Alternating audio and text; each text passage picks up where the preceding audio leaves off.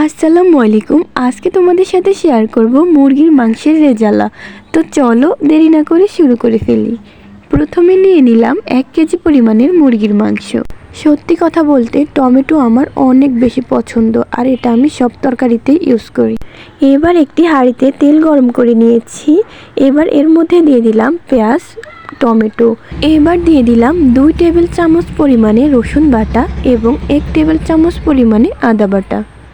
এবার মশলাটাকে ভালোভাবে কষিয়ে নিব। এবার এর মধ্যে দিয়ে দিলাম পরিমাণ মতো লবণ, 2 চামচ হলুদের গুঁড়া, 2 চামচ মরিচের গুঁড়া। তোমরা ঝাল যেমন পছন্দ করবে ঠিক তেমনই দিবে। দিয়ে দিলাম 2 চামচ জিরার গুঁড়ো।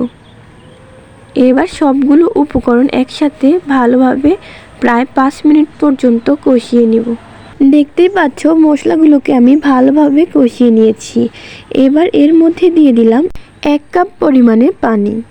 এবার প্রায় 2 মিনিটের মতো মশলাটাকে কষিয়ে নিব। যখনই দেখবে মশলার উপরে তেল ভেসে গিয়েছে তখনই এর মধ্যে মাংসটা দিয়ে দিবে।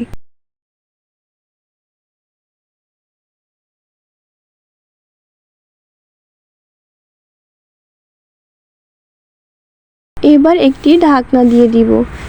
দেখতে পাচ্ছ মাংস থেকে অনেকটা পানি বের হয়ে গিয়েছে। আমি কিন্তু এখানে কোনো ধরনের পানি ইউজ করিনি। এবার এর মধ্যে দিয়ে দিব কয়েকটা এলাচ এবং কয়েক টুকরো দারুচিনি। এবার নিয়ে নিলাম ফেটানো দই প্রায় 1 কাপ পরিমাণের এবং নিয়ে নিলাম কয়েকটা কিশমিশ।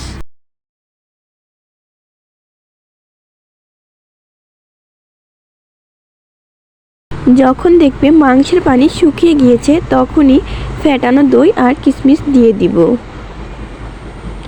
আমি এখানে দেশি মুরগি নেওয়ার কারণে এক্সট্রা পানি দিয়েছি। তোমরা যদি ব্রয়লার মুরগি ইউজ করো তাহলে কষানোর জন্য যে পানিটা দিয়েছো তাতেই হয়ে যাবে, এক্সট্রা পানি দিতে হবে না।